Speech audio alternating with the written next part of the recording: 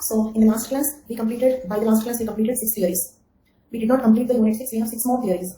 Okay, thank you. And we have 6 more theories. Those 6 theories we will discuss later. Okay, so now the schedule for the next few days is, first I will discuss 9.1. See, in unit 9 genetics, let me give you some clarity about the next few classes. Yesterday genetics, like write down the schedule for the next few classes. Okay, with course which is preferable, which means what are your options? Speaking about science and technology or anthropology principle.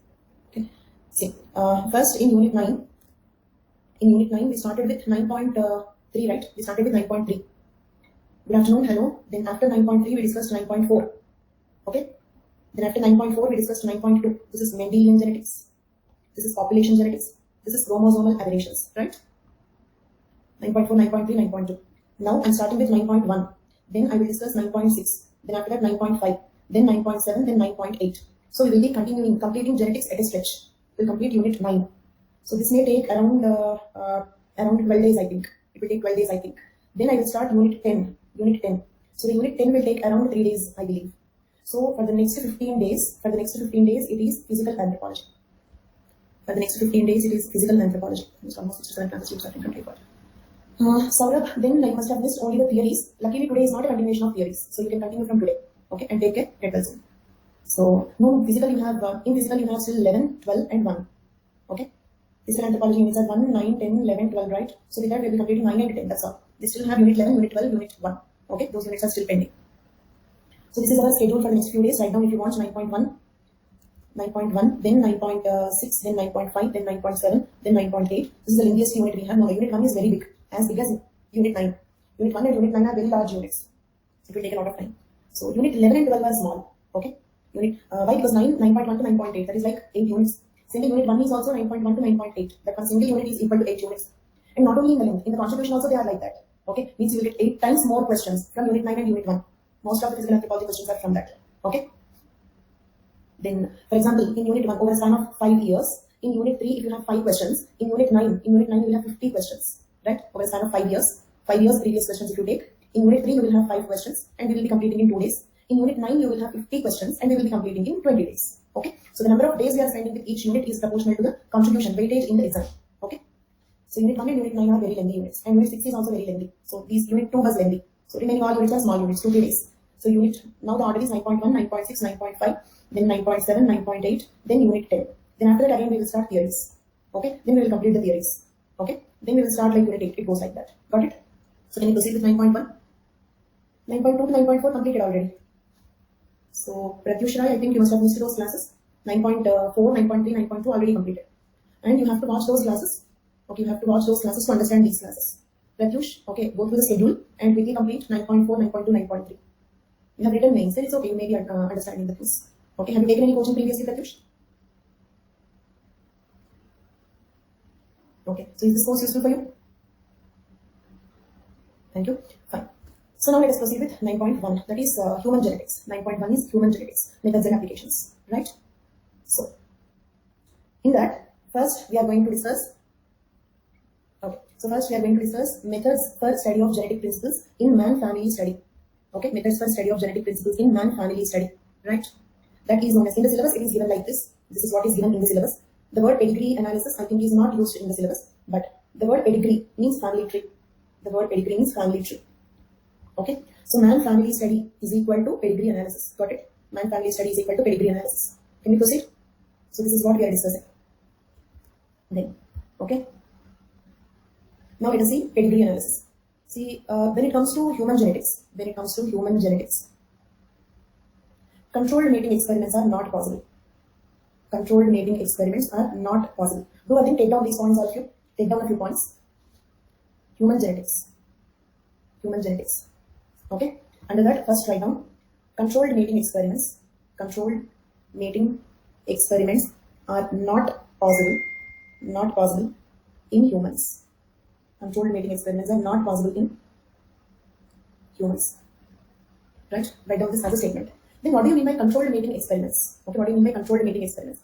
See, for example, if it is a pea plant, okay, if it is a pea plant, we got it out. If a tall, don't write this, just listen. If a tall plant is crossed to the dwarf plant, what kind of progeny will be produced? This is our doubt. If this is our doubt, what we will do? We will cross the plants and see. Did you understand? Okay, if you get the doubt, if a tall plant is crossed to the dwarf plant, what we will do? We will directly cross the two plants and check what happens. This is called as controlled mating experiments. Got it? Means what mating as we want. Okay, mating between the plants as we want. We wanted to cross a tall plant with a short plant, so we can cross it. Controlled mating experiments. Okay, but now answer this question. For example, if I ask you, I have to do some genetic experiments. Okay, for the purpose of genetic experiments, please marry a dwarf girl. Will you marry? I need to do some genetic experiment. So please marry. I want to see if you marry a dwarf girl, what kind of children will be born. So for my genetic experiment, will you marry a dwarf girl? Or I got a doubt. So Bharadwajan, no. These names are very difficult. Fine. So so let us suppose if I say I want to do some genetic experiment, I want to study if a normal man marries an albino girl, what kind of children will be born? How many of them will be albino? This is my doubt. So I want to know. So please marry an albino girl. Will you marry an albino girl? If you love her, there is a different story. I'm not telling that you should not. If you love her due to some other reasons, okay, that's fine. But will you marry an albino girl after all for my genetic experiment? No, right? So do you agree that controlled mating experiments are not possible in the humans? Means we need not cross them and see what happens. Right? So that is the meaning of the statement. Got it? Fine. So it means we cannot do it and see. Okay. So what we have to do? We have two alternatives because of this. Okay. First, let us see why controlled mating experiments are not possible. The way we do clinical trials for vaccines, genetic experiment cannot be done. Clinical trials are okay, but tell me quickly, if you marry a sickle cell anemia carrier or an albino girl or a dwarf girl who is only 1 feet tall for my genetic experiment. Clinical trials are okay. That is different. Vaccine trial is different story. Marriage is something related to your life. Okay. Got it? So on the whole control, okay, let me give you another example. Not only diseased people. Next generation, capital T, small t. Okay. This is selfing, isn't it? This selfing is nothing but marriage between brother and sister, isn't it?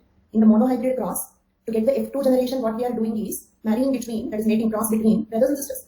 Okay, we do that for genetic experiment. Okay, then so Kulpreet is again rigid on this point. Then he's saying, why can't we try IVF? But what you will do with the baby? Let us suppose through IVF, okay, you are not mating, you are not marrying, okay. His question is, okay, marriage is a lifetime issue, okay, but why can't we just give birth to a baby using IVF or something? He's rigid on this point. Okay, let us see that. Okay, for a genetic experiment through IVF, a baby is born. After the experiment, what am I going to do with the baby? Who is going to accept the baby as a daughter or son? Did you understand? So on the whole, need not be sorry.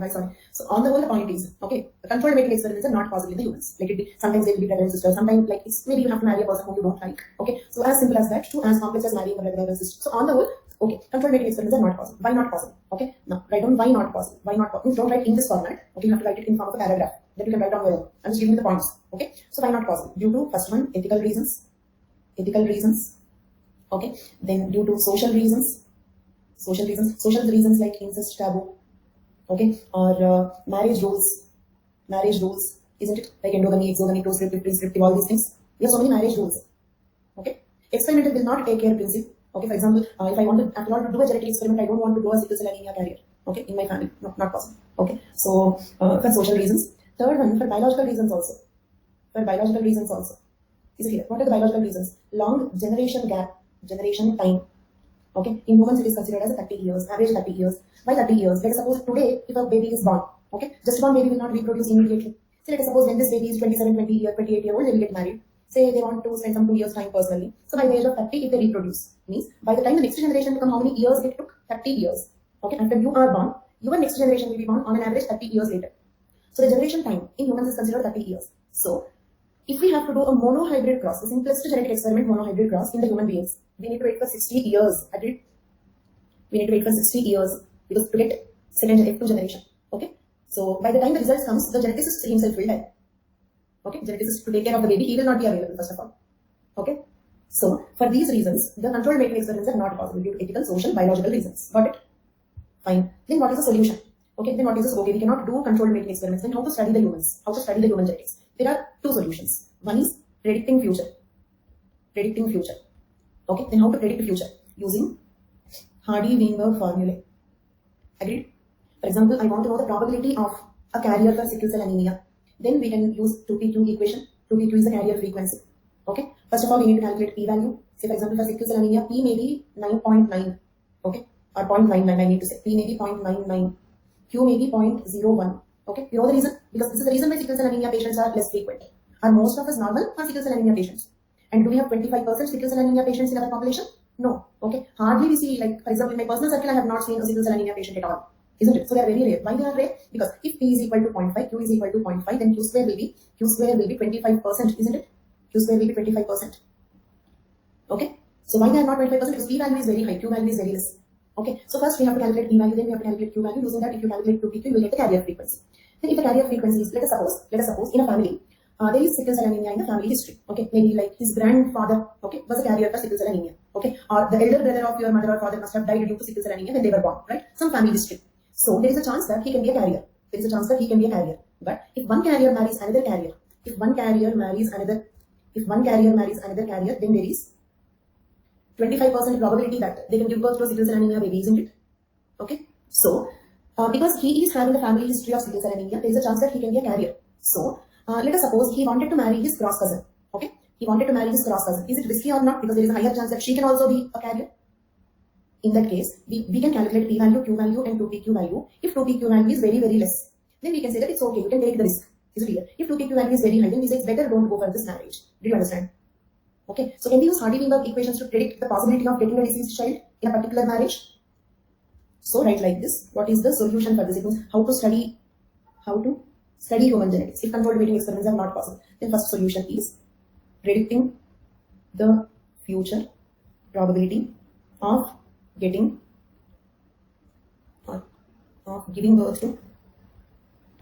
birth to a deceased child in a particular marriage using Hardy-Weinberg formula. This is one solution. Got it? And I hope you are following the connectivity. Controlled weighting experiments are not possible. We have given a statement. Then we analyze the reasons why they are not possible. Then we have seen, okay, not possible. Then how to study the human genetics? Two solutions. One is predicting the future probability of giving birth to a deceased child in a particular marriage. How to predict using Hardy-Weinberg formula. And we already completed Hardy-Weinberg law, isn't it? So this is one application of Hardy-Weinberg law. You asked me one question, if you remember. If there is no human population obeying Hardy-Weinberg law, then why are we studying this law? If you remember that question, this is one reason. Predicting the probabilities of giving birth to a particular genotype in a particular combination of marriage. Got it? This is one application of Hardy-Weinberg law. What is the application? Human genetics. Okay. Then what is the second solution? Okay, second solution is analyzing the pedigree. Okay, for studying similar marriages in the past in family history. You can define the sentences, you can put it in the form of a paragraph. Got it? Means what? Did you hear there is a social saying that is when we arrange a marriage, we have to see 7 generations on both the sides. Do you have any analogous saying in your language? Okay, let's take Gotra and all. In Telugu, the saying is Pelli cheyalante atu 7 taralu itu 7 taralu chudalanta. Okay, it means translation is we have to check 7 generations on both the sides to settle a marriage. That's the translation. Got it? So it means whatever elders were doing was pedigree analysis only. So in the past, it means, say for example, 3-4 generations back, okay, say for example, he is a carrier. He knows that he is a carrier. Now he wants to marry another carrier. So we want to study what happens if 2 carriers marry. So in the past, if there are any such incidents of 2 carriers marrying, we can study what happened in such cases. Okay? Yes, Gotra is nothing but 7 generations, isn't it? Gotra is nothing but 7 generations. When you check Gotra, it means you're checking 7 generations in a way. Because up to 3 generations, we call it as joint family. Okay? For example, your generation, your parents, and if grandparents are also there in your family, what you will call that family as joint family. So more than 3 generations, 4-5 generations are together, we call it as lineage. 6 to 7 generations are together, we call it as clan. Clan is analogous to Gotra. Okay? So checking the Gotra is nothing but the meaning of the saying that I said. But when we apply this to genetics, okay, this is a kind of analyzing the pedigree. Got it? So as the first option we have already completed, Hardy-Weinberg equations we have already seen. The second option is pedigree analysis. Now we are going to see pedigree analysis. Okay? 9.1 is human genetics. What is the link between human genetics and pedigree analysis? Pedigree analysis is a way, okay, how to study the human genetics. Right? Can I proceed? Family study. Man-family study is equal to pedigree analysis. For that, I have given some symbols here. First, memorize the symbols. Okay? Quickly memorize the symbols. After that, I will remove the slide and I will show you the symbol, ask you the meaning. Okay? Square means male. Here, square means male. Got it? In social anthropology, kinship diagrams, we indicate a male as a triangle. Here, we represent a male mostly as a square. Remember. Circle means female, just like what we have seen in kinship diagrams. Same as what we have seen in kinship diagrams. Next, this is marriage. Means a male and a female with one horizontal line. But if you remember, in social anthropology, we represented it as is equal to, isn't it? We have shown like this. But in pedigree analysis, we indicate marriage like this. Clear? Okay, marriage is represented with a horizontal line. Then just like in the kinship diagrams, okay, parents and children is represented by a vertical line. Isn't it? Vertical line means next generation. Same as there also father, mother, vertical line, brother, sister. Isn't it? Same like that. Father, mother, brother, sister. Got it? Father, mother, brother, sister. Then this is dizygotic twins. Twins are represented like this. Okay, male, female with a gap in between. This is how we represent dizygotic twins.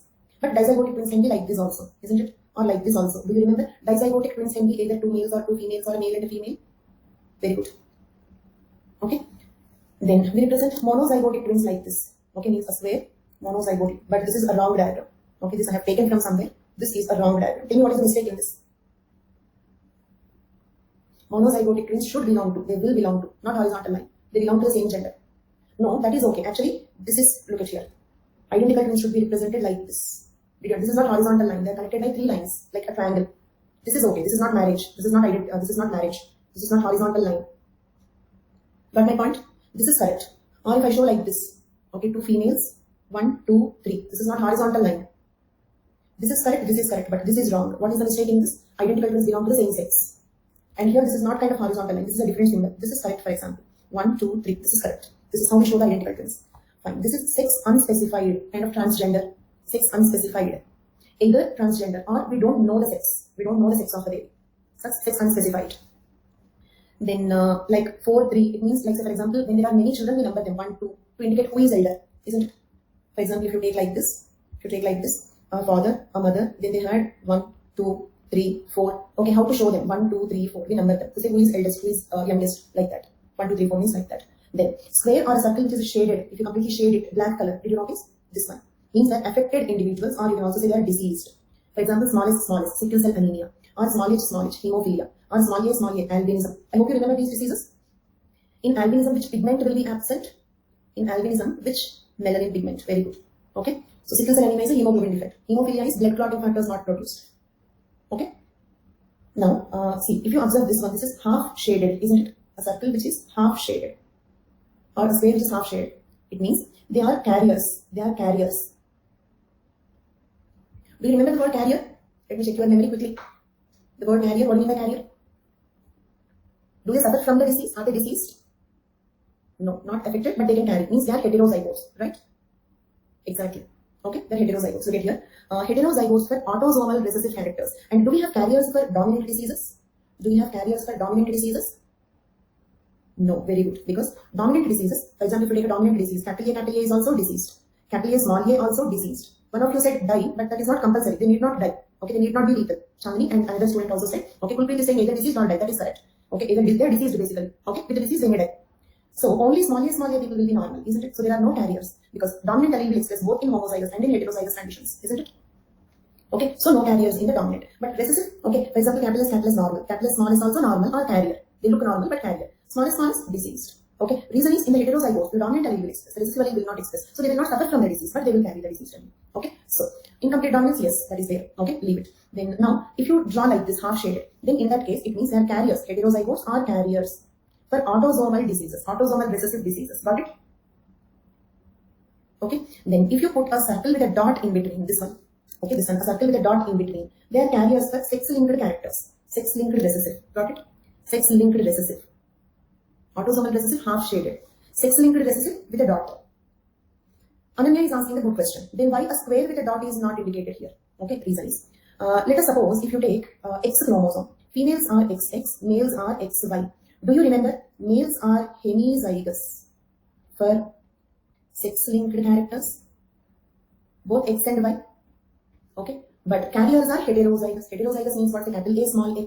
For example, if X chromosome, this is X chromosome, this is Y chromosome, let us suppose. If X chromosome is having the gene A, all of you answer this question. Do Y chromosome also have the same gene A? Do Y chromosome also have the same gene A? Means they are present in a single copy like this. This is hemizygous. Single copy. But who are carriers? Carriers are heterozygous. Heterozygous people are, okay, carriers. So males cannot be either homozygous or heterozygous for sex-linked characters. They are hemizygous for sex-linked characters. And let me ask you one question. All of you respond to this, please. Because we are dealing with genetics after a long gap, maybe 1 month later we are dealing with genetics again. Are you finding it difficult to follow?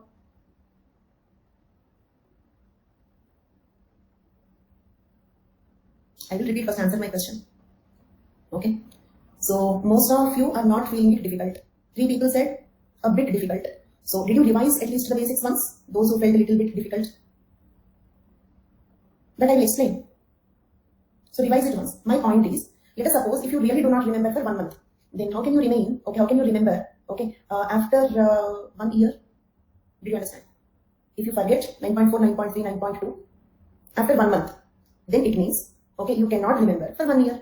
So that is the reason why my point is, there should not be a problem with this discontinuity. Okay, because at least with this discontinuity, you will practice. It means at least you will put an effort to remember it till the next month. Got my point? For example, now we are leaving theories here. We will start theories 15 days later. So in this 15 days, let us assume you forgot theories. You forgot theories. If you really forget, then it means after 1 year, anyhow you cannot remember. So there is no use of the course at all. Okay, so you should not feel it difficult. That is my point. Okay, for that, what are the 2 things that you have to do? First thing, when you are listening it, absorb it 100%, totally absorb it into your mind. More concentration in the class. Second thing is, every time when we restart that particular type of topic, revise it once. Okay, that it means 15 days later when we deal with theories again, revise previous theories once. Okay, these are the 2 things that you have to do. Okay, agreed with my point? Fine. So now, 2 students in between, okay, asked me one question, that is why only females are carriers. Remember, for autosomal characters, male and female, look at here, autosomal. This pen will never draw the line there I want. Like whenever I want to underline, it will cross the word. Okay, so like for autosomal characters, okay, that's there. But so for autosomal characters, male, female, both can be the carriers. Clear? Okay, for autosomal characters, both can be the male carrier, female carrier, right? But for sex-linked characters, only females are carriers. Why? What is the reason? And for today, wherever you find it difficult, please keep asking me. I don't mind the questions in between. Okay. So why only females are the carriers for sex-linked characters? Because I explained you the reason, in fact. Okay. And one more thing, trust me, I will explain. See, for example, this is the question that you got, but I explained this before you asked the question. Okay. So trust me and just keep following the class. All your doubts will be clarified. Okay. So why males cannot be the carriers? Okay. This is the reason. Listen carefully once again. Males are XY, means they have one X chromosome and they have one Y chromosome. Genes present on X chromosome. For example, gene A which is present on X chromosome. Let us suppose it produces egg cells. So, do you feel the same gene A will be present on Y chromosome? No, because why male sex chromosome will have egg producing gene?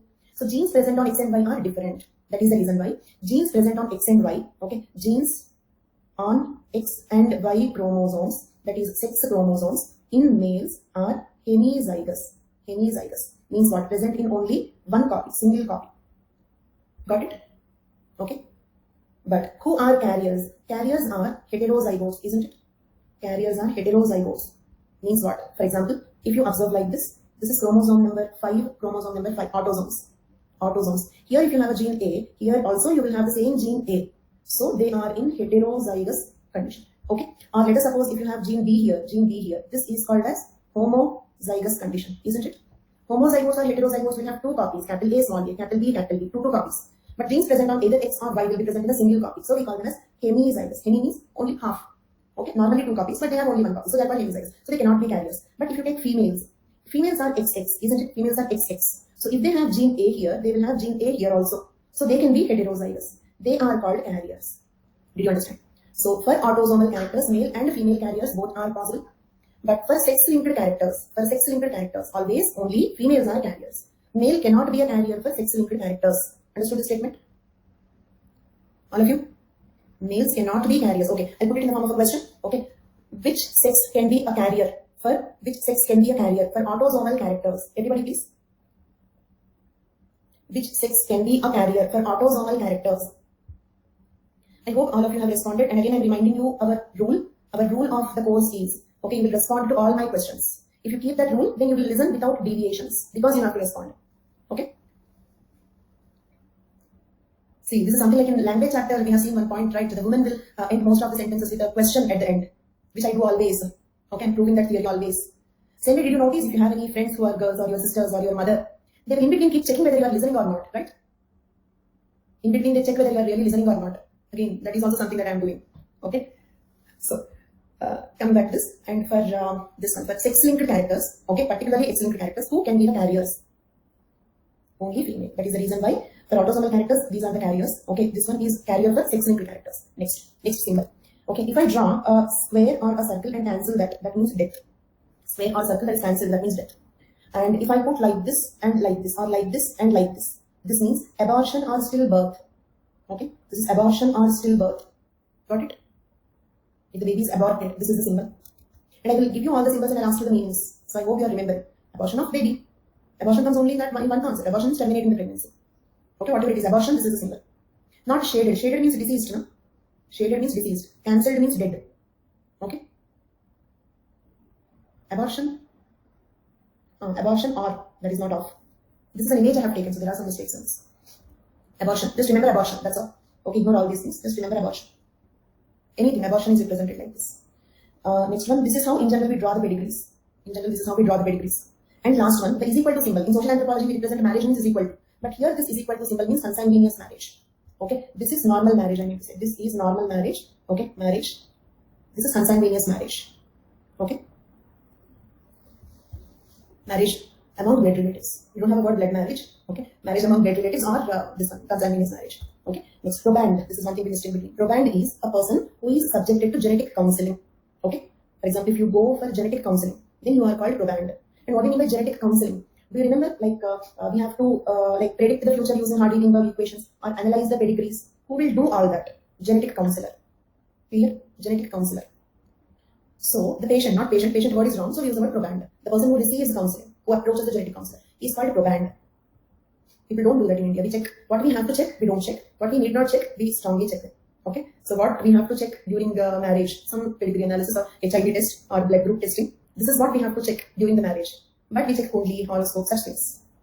Okay. And actually the gotra that we study also, sometimes people belonging to the same gotra, maybe they are not at all related genetically. People belonging to some other gotra, maybe genetically, coincidentally they have the same genotype as we have. Okay. So finally the point is, in marriage is what we have to check, we will not check that. What we should not check, we will check that. Okay. And we are so rigid on the caste. In fact, that is very dangerous. Okay. That leads to endogamy, inbreeding. Because of inbreeding, the people will become genetically weak. And you might have studied, more Arya Vaishya people are getting COVID-19. Okay. That is because of becoming genetically weak due to prolonged inbreeding. Okay. Prolonged inbreeding means marriages within the same caste for a prolonged period of time will make the people genetically weak. In fact, intercaste marriages are good. And in fact, no problem with Sagotra marriages. But actually, that is what we follow. What we have to follow, we will not follow. Okay. Fine. So coming to this, consanguineous marriages. Done. Now I will give you the symbols. You have to answer. Okay. I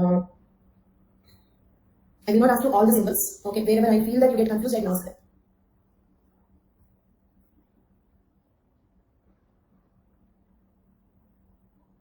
Okay. Very good.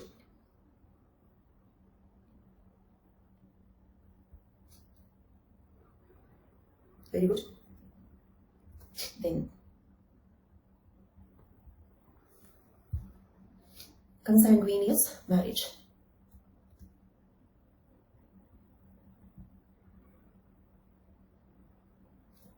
Very good.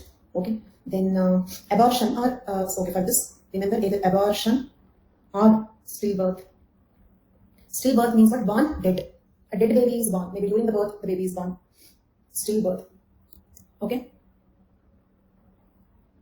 A square indicating an arrow mark towards that. Proband. Proband means the person who takes genetic counseling. Then in this image, the symbol is not given, but this one is known as propositus. Propositus. This is known as proband. Okay, write this. A male or a female person who receives genetic counseling. Okay, propositus means a female person who receives genetic counseling. Okay. If a girl takes genetic counseling, then it is called propositus. Can we proceed? Okay, fine. Then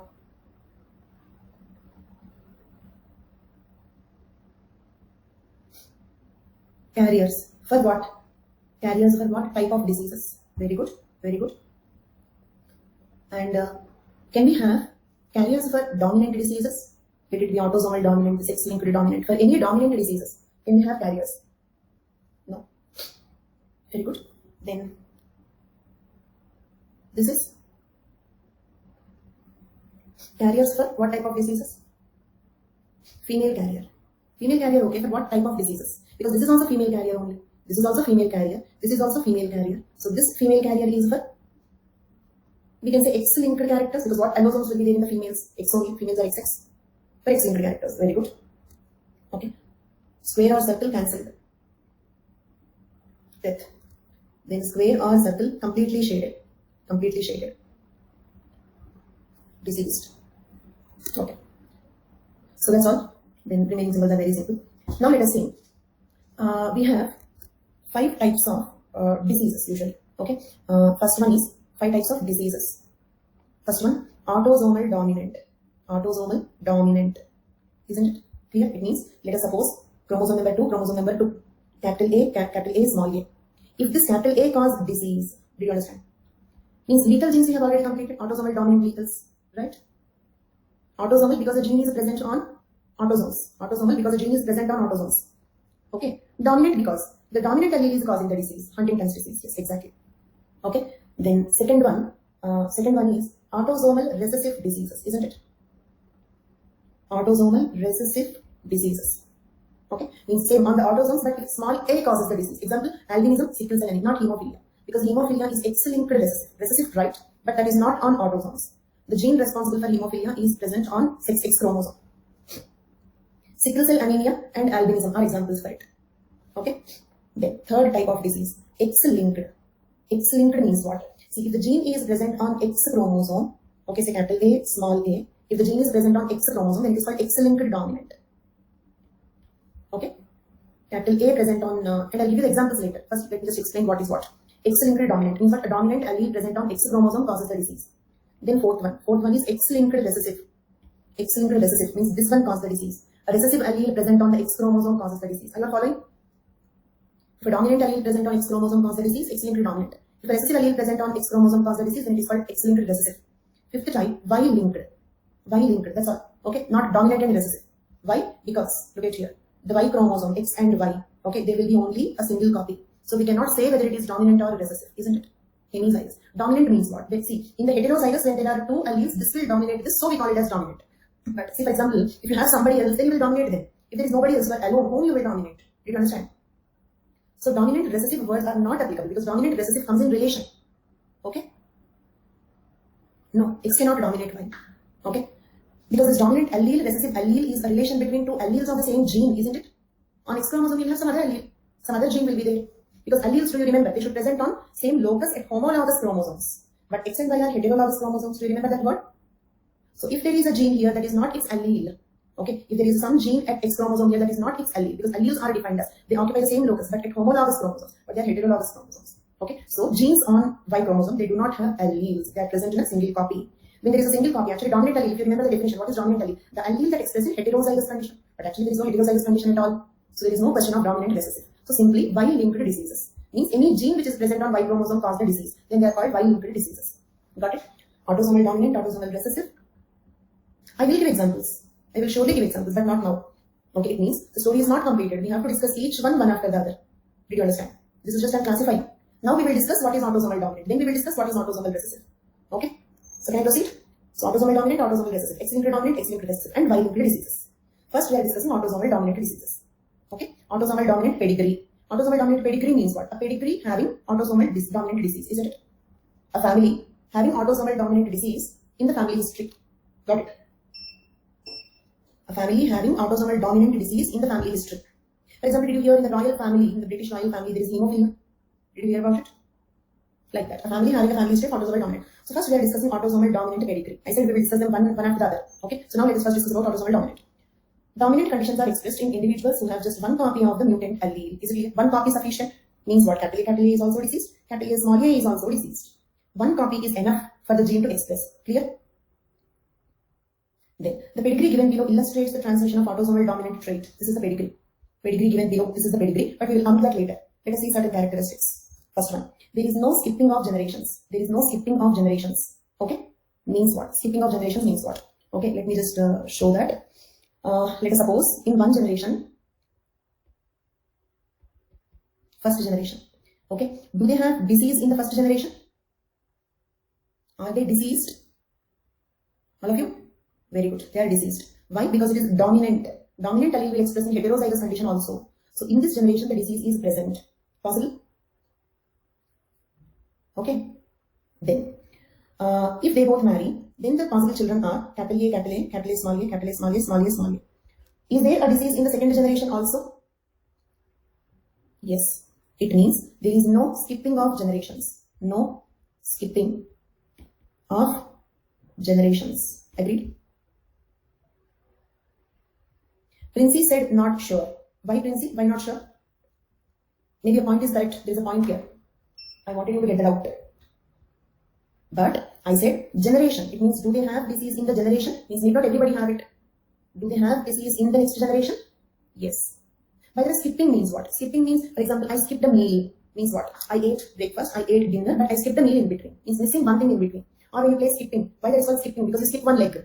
Okay? One time you will use one leg, the other time you will use the other leg. So skipping means what? Leaving something in between. Right?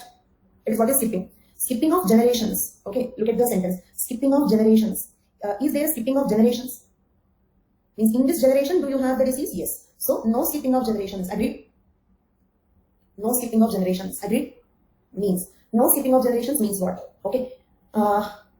Every deceased child every disease, can I write the same sentence? Can I write it like this also? Every deceased child will definitely have at least one deceased parent. Every deceased child will definitely have at least one deceased parent. Agreed? Then what do you mean by, Princey, what do you mean by the disease can skip? Princey, what do you mean by that? Disease can be skipped?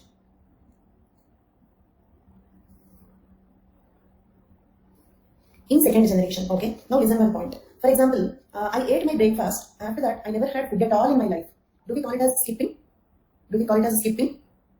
Skipping means what? Yes, no, yes, no, yes, no. That is called skipping. Yes, no, no, no, no, no. Is that called skipping? Got my point? So, probably what Princey wanted to ask, I will ask that question for her. Okay? So, the question probably you wanted to ask is, what if they have, listen carefully, is there a rule that, okay, recorded session, so will you be on my topic? Sure, Supratyush. Sure. But please put your question in the question section or towards the end of the class so that other students will not feel bored. Okay? If any lengthy discussions or doubts, if you have, ask me towards the end of the class, or doubts from a very previous class, ask me towards the end so that those students who don't want to listen to the discussion can leave the live. Okay? So, now, what you wanted to ask probably is there a rule that they should definitely give birth to 4 children? Is there a rule that they should definitely give birth to 4 children? Do all of you have 4 brothers and sisters? No, right? Then let us suppose they had only one child. They had only one child. Okay? So, in the second generation, only one baby is born. Now tell me, do you have the disease in the first generation? First generation, yes. Very good. Second generation, yes or no? Second generation, yes or no? No, because this baby is not diseased. Normal, not diseased. Why normal? Because it is dominant disease. So recessive allele will not. Capital A cause the disease, isn't it? Capital A will cause. What do you mean by both? For example, if a person gets hemophilia, will you call him as diseased and normal also? Tell me this assumption. Okay, they have given birth to this particular baby. Okay, not capital A, not small a. They had only this baby. Okay, I am giving you the conditions. They had only one baby, and the genotype of that baby is small a. I am giving you a question. In that question, okay, do you have the disease in the second generation? So, all of you think and answer. Okay, now I am going to ask you one more question, think and answer. So, can we call this as skipping of generations? Can I call this as think and answer, think and answer, think? Can we call this as skipping of generations? Why no? Because I said think and answer, think. That is the reason why it became no. Reason is, let us suppose, if this is the only child in the second generation, listen carefully, few minutes don't message, okay, listen carefully, this is the only child. Then let us suppose, is there a chance that the third generation can be deceased? What about the third generation? Is there a chance that the third generation can be deceased? So, it means this is something like yes, no, no, no, no, no thereafter. Means we can say that the disease is eliminated from the pedigree. Okay, good question, but I'll come to that question after 2 minutes. See, what if he is a carrier? For example, in your exam, they ask you 2 plus 2 is equal to what? Will you write the answer it is 4 or will you question what if it is 3 plus 3? Did you understand? Okay, let us suppose in UPSC prelims, the question is 2 plus 2 is equal to what? Okay, will you say that it is 4 or will you ask what if it is 3 plus 3? If it is 3 plus 3, it is 6. Agreed. But the question is 2 plus 2 is equal to what now? I have given the question, so no other possibilities. Got it. My question is, okay, 2 carriers married. They have given birth to only one baby. That one baby is luckily small a. Question given.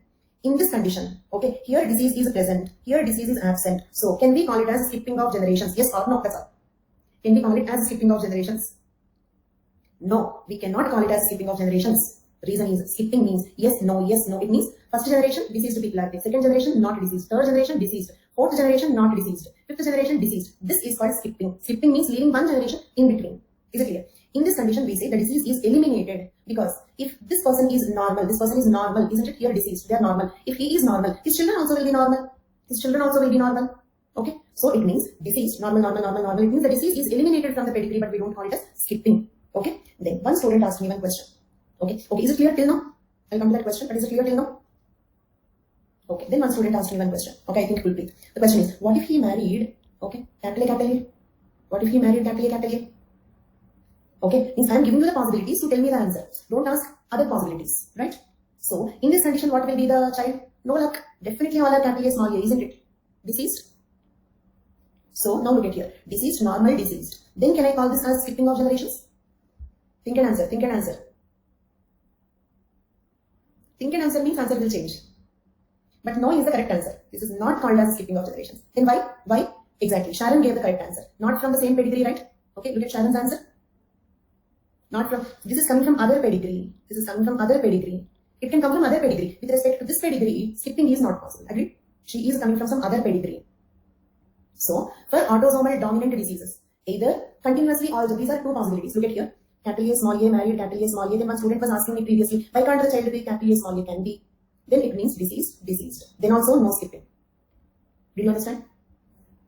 Okay. Then let us suppose if the same couple get married, luckily if they give birth to this baby, okay, then also no skipping.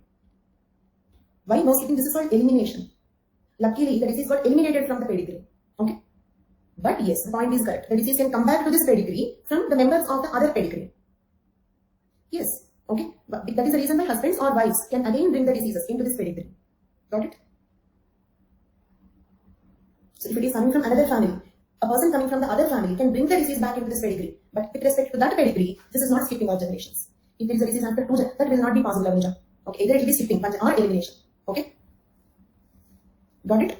So no skipping of generations. Then does it have the same meaning as the statement no carriers? Because if skipping happens, okay, let's suppose recessive characters. Okay, do we have skipping for recessive characters?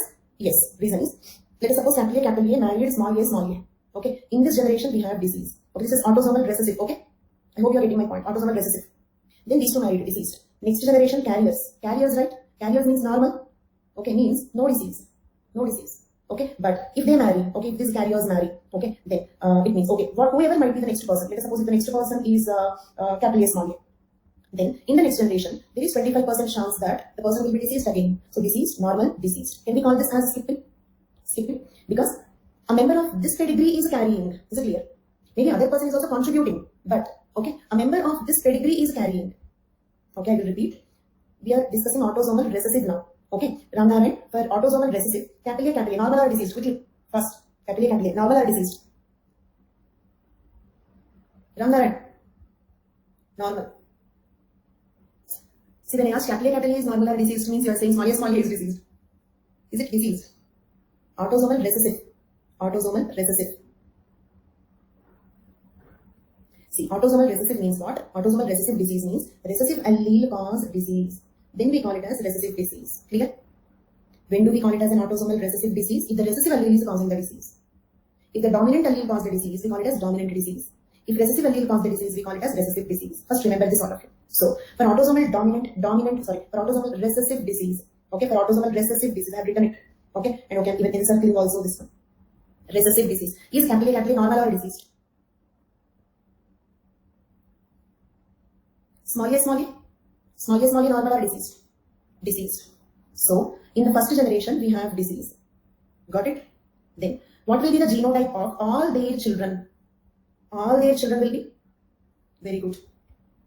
They are carriers or normal, because carriers look normal, isn't it? Carriers are not diseased. Normal means second generation, the disease is absent. There is no disease in the second generation. Then, can we get the disease in the third generation? Yes. If he marries, okay, another carrier, then in the next generation, capital A, small a. So, do we have disease in the third generation? Entire, see, let it be 25%, 50%, 100%, leave percentage. In the generation we have it or not, or can we have it or not? Yes. So, can I call this as skipping of generations? Skipping of generations? Because, again in the next generation, okay, the disease can disappear, again it can come in the next generation. This is called skipping of generations. So, skipping of generations is possible for autosomal recessive diseases. Agreed? Skipping of generations is possible for autosomal recessive diseases. If it marries, we are discussing possible or not. Okay, Adish, we are only discussing is skipping possible or not. Got it? Skipping of generations is possible. Means it's not a rule. Skipping of generations is possible. It can never be a rule, because if, for example, let us suppose, can I remove this information? See here, let us assume they have given birth to only one baby. Okay, and luckily the baby is capital A. If they get only one baby, that can be capital A. Then it means the disease is eliminated. The disease can be eliminated. But the point is skipping of generations possible or not? Can we observe the skipping of generations? Yes. So, skipping of generations is possible for autosomal recessive diseases. All of you agree? 100% clear? And that need not be only autosomal recessive. For recessive diseases, skipping is possible. For recessive disease, it means even if it is X-linked recessive also, skipping is possible. Got it? Because skipping is not because it is autosomal. The skipping is because it is recessive. Clear? Why skipping? Because it is recessive. So, autosomal recessive, X-linked recessive diseases, we can observe the skipping of generations. Right? But For isn't the statement correctly and certify whether correct or wrong. Okay. For dominant diseases, it means either autosomal dominant or X-linked dominant. For dominant diseases, we cannot observe the skipping of generations. We cannot observe the skipping of generations. Either the disease will continue or the disease will be eliminated. That's all. But skipping is not possible. Clear for all of you? Either the disease will continue. For example, let us suppose, now let us see autosomal dominant. Let us see autosomal dominant. For autosomal dominant, let us suppose if these two marry, okay, disease is present, then they have given birth to capital A, then again deceased, means what? Continuous. Okay, then let us suppose same marriage, but they have given birth to only small a. Okay, actually these are all the possibilities, isn't it? These are all the possibilities, but they did not have all the 4 children. Okay, if only this child is born, then it means the disease continues. Okay, if only this child is born, okay, then what happens? The disease will be eliminated. Eliminated. Why eliminated? Because the next generation also will be normal. Eliminated, but of course, okay, his wife can bring it back into his pedigree. His wife can bring it back into his pedigree, but he is not responsible for it, right? It is not coming because of the inheritance. Remember, we are not speaking about marriages here. We are speaking about inheritance. Can he inherit? No. Got it? In pedigree analysis, it is not about math. This is not social studies, right? This is biological. We are speaking about biological inheritance. Biologically, can he pass on the disease to the next generation? No. His wife can pass on. That is a different story. A member of this pedigree cannot pass on, right? So, anybody who want me to repeat? Not clear for all of you. That also depends on which generation we are looking. Okay, Adish, take any generation, take any marriage. Show me skipping of generations in autosomal dominant. This is my question to you. Take any generation, any combination. Show me skipping of generations in autosomal dominant. If you think in that direction, you will get more clarity. Show me any cross, any 2 successive generations. Okay, where skipping is possible. Not possible, right? That's all. Sometimes if you think from the other way, you will get the answer. Okay, because here we are discussing about possibilities. Okay, so there you can find what is impossible. Okay, you try to find a cross. Any 2 successive generations. Okay, start with this generation only. If you take this one as the first generation. Okay, normal. No skipping. Or deceased. No skipping. Skipping of generations not possible. Okay, now one more question. Can I say that if there is a skipping, the skipping happens in the form of heterozygotes? If there is a skipping, it means we have skipping in recessive diseases, right? In recessive pedigrees, we have skipping. Okay? Say autosomal recessive. Okay? 2 carriers, no disease. Okay? Then they have given birth to small a. Okay? Then we have disease. Okay? Then or let us take reverse of it, capital A, small a, deceased. Then if you take a carrier, no disease. But a carrier can carry the disease to the next generation, so deceased. So skipping of generations possible. But I'm stressing the word possible. It need not be a rule. Okay? It's not a compulsion. Possible, that's all. Okay? So if skipping happens, lack of nutrition, skipping of generation. No. Nutrition has nothing to do with inheritance here. Nutrition has nothing to do with inheritance.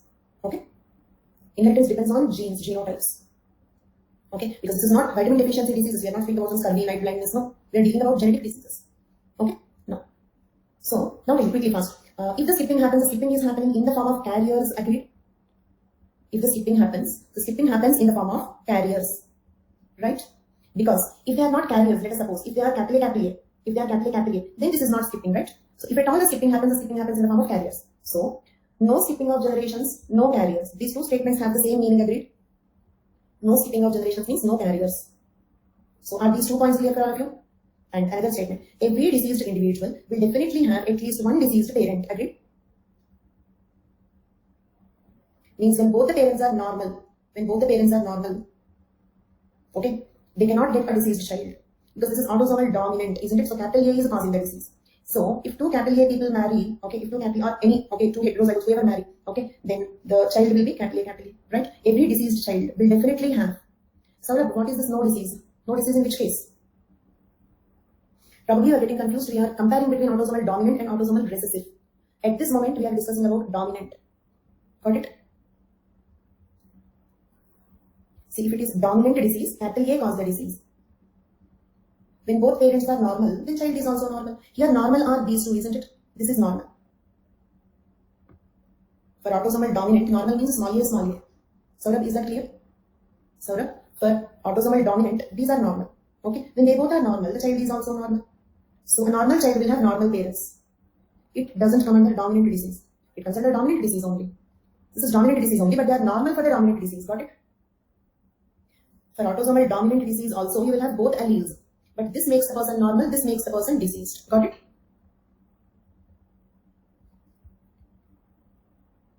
Ranjan, is that clear? Ranjan?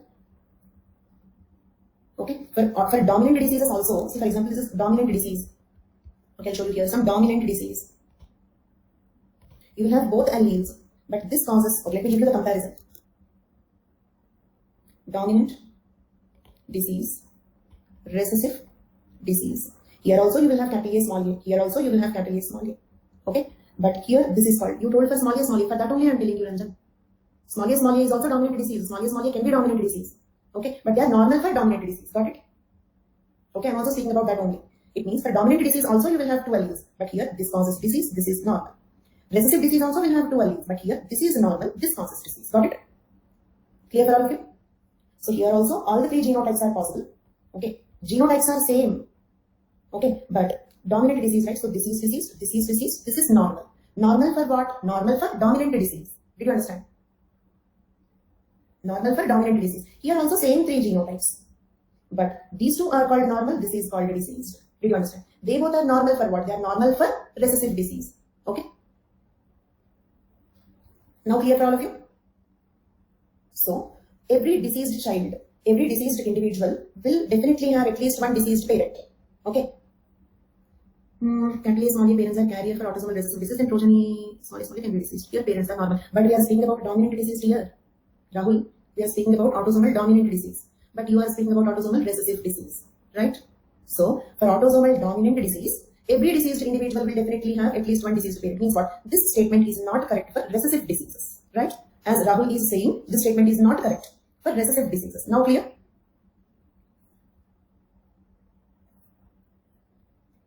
Fine. So, can I say, in fact, okay, let us see this also. Diseased child. For autosomal dominant diseased child should be, okay, either capital A or capital A small a. Now tell me, if both normal people marry, can they give birth to capital A or capital A small a? No, right? So, a diseased child should definitely have at least one diseased parent. It means disease in both generations. That means no skipping of generations. So, can I say, in fact, the 3 points mean the same? All the 3 points mean the same? Next, autosomal dominant diseases are expressed in both homozygous and heterozygous conditions. Agreed? Like this. This is also disease, this is also disease. Autosomal dominant diseases are expressed in both homozygous and heterozygous conditions.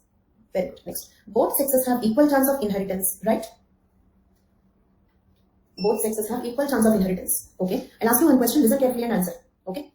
Is this point because it is autosomal or because it is dominant? Why both sexes have equal chance of inheritance? Because it is because it is autosomal. Avija, because it is autosomal. Do you remember autosomes are same for both males and females? So we don't have sex difference. Females also have 75% chance of getting it. Males also have 75% chance of getting it. Okay. Fourth point, expressed in both homozygous. See, is this homozygous? Who is that? Mavindu. Okay. Is this homozygous condition? And are they deceased? Answer for both. Are they deceased? And is it heterozygous condition? And are they deceased? So, the disease can express in both homozygous and heterozygous conditions, right? Okay. So, both sexes have equal chance of inheritance. It means, look at here. Do you remember this is 1:2:1 ratio? 1:2:1 ratio means 75% diseased, 25% normal. So, 75% chance of getting the disease both in females and in males also.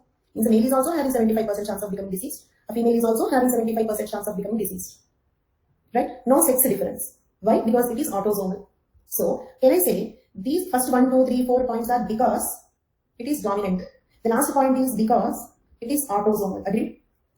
So, will the last point be same for autosomal recessive diseases also? Will the last point be same? It means both sexes have equal chance of inheritance for autosomal recessive diseases also? Yes. But the first 4 points will be opposite for autosomal recessive diseases. Agreed? Means there, skipping is possible. There, we observe carriers. There, every diseased child need not have a diseased parent. 2 normal people can give birth to it, means 2 carriers can give birth to a diseased child. Agreed? So, first 4 points will be opposite for autosomal recessive. Last point will be same because last point is because it is autosomal. No carriers point. No carriers in whom? Anjali, no carriers in dominant. See, for dominant, capital A is also deceased. Small a is also. Capital A is also deceased. Small a are normal. So, where are carriers? So, do one thing, Anjali. You try to tell me who are carriers for autosomal dominant diseases. That way you will understand it better. You try to give me the answer. Are they carriers? So, I think you must have missed the definition of carriers. Carriers are the people who do not suffer from the disease, but carry the disease well into the next generation. But they have the disease, no? So, we should not call them as carriers. No, capital A, small a are also deceased. Why they are deceased? Because it is dominant allele. Do you remember dominant allele will express in heterozygous condition also? So, in the heterozygous condition also, they cause a disease. Capital A, small a are deceased. Deceased people should not be called as carriers. Anjali, is that clear? Deceased people will also carry the disease to the next generation, but we don't call them as carriers. We call them as deceased people. And why capital A, small a is diseased? Because it is dominant disease. Do you remember dominant alleles can express both in homozygous and in heterozygous condition? So, Anjali, tell me who are carriers for autosomal dominant disease?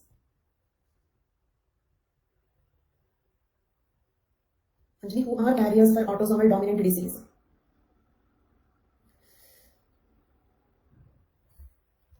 Anjali again. Okay, two people, Pratyush Roy, Anjali said, capital A, small a are carriers. No, you need not be sorry if you get confused. Try to teach me engineering, I will challenge, I bet you cannot. Or try to teach me mathematics, I challenge you cannot. So don't be sorry if you get confused. Okay, simple, dominant disease. Okay, look at here, Anjali and Pratyush Roy, I think you are getting confused. If it is dominant disease, what do you mean by dominant disease? Dominant disease means capital A allele cause disease.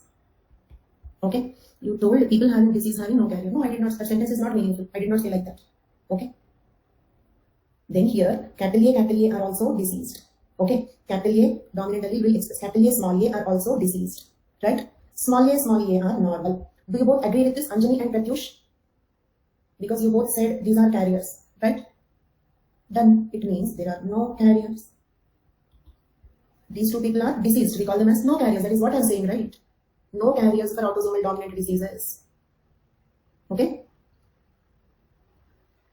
So these two people we call them as diseased. These two people we call them as normal. So whom should we call as carriers? So no carriers. Clear for all of you? Pratyush and Anjali? Very good.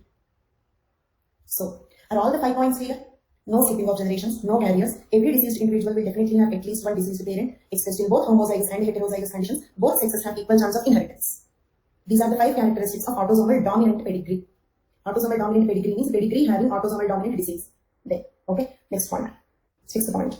Transmission among all sexes is followed. It means mother can inherit the disease to the son, mother to daughter, father to son, father to daughter.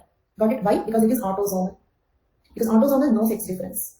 So, mother to son, mother to daughter, father to son, father to daughter, the disease can be inherited. I will surely explain autosomal recessive. That is the next pedigree that we are going to discuss. I said we will discuss one after the other, right? After we complete autosomal dominant, then we will discuss autosomal recessive. Okay? But you will tell me the characteristics. That is the reason why I am establishing the points here itself. When I discuss autosomal recessive, for the first 4 points you have to say opposite. Right? And for this point, for the last 2 points, you have to say same. For autosomal recessive also, both sexes have equal chance of inheritance. Male, female, both have equal chance of inheritance. For autosomal recessive also, transmission among all sexes is followed. It means mother to son, mother to daughter, father to son, father to daughter. Okay? Means the disease can pass on from mother to son, mother to daughter, father to son, father to daughter. I'm just giving some food for thought. I'm making you think, that's all. Autosomal recessive we will discuss. But there, I will not give you the points. You will give me the points. So I'm in general explaining the concepts. Got it? Why? Because the first 4 points are because it is dominant disease. The last 2 points are because it is dominant. There are 2 words here. It is autosomal and it is dominant, isn't it? So the first 4 points are because it is dominant. The last 2 points are because it is autosomal. Because it is autosomal, males and females have equal chance of inheritance. Because it is autosomal, the disease can be inherited in all sex combinations. That is mother to son, mother to daughter, father to son, father to daughter. Clear till now? And then examples. Examples for autosomal dominant diseases. First example, Huntington's disease. It is a nerve degeneration disease.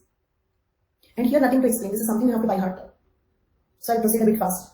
Achondroplasia. This means short-limbed dwarfism. Their hands and legs are very short. Short-limbed dwarfism. It's polycystic kidney disease. Many cysts on the kidneys. Brachydactyly. Dactyly means fingers, right? Short fingers. Porphyria. It means skin lesions due to exposure to sun. It means if they go into the sun, they will get blisters, lesions on the skin. Polydactyly. Extra fingers. These are all examples of autosomal dominant diseases. With this we completed autosomal dominant. With this we completed autosomal dominant. Clear? We only completed autosomal dominant. That's all. Clear for all of you?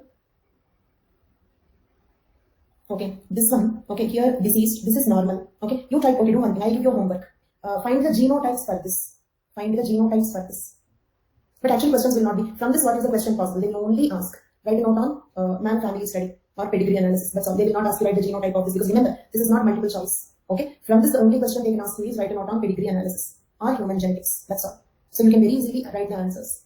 Okay, and in fact, you need not know the meaning of this pedigree. You can draw your own pedigree. Your own pedigree is not your family tree.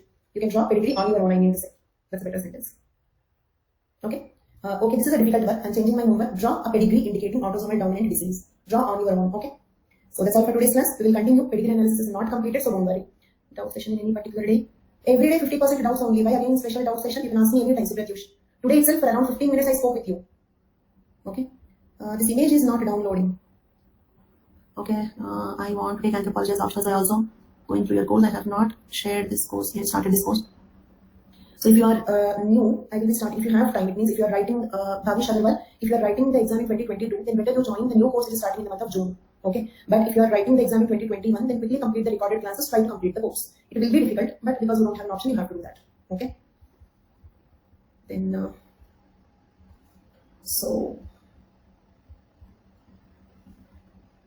Shubham, even if you are writing in 2022, if you are there since the beginning of this course, this is better because the earlier you complete, the better it is. Okay.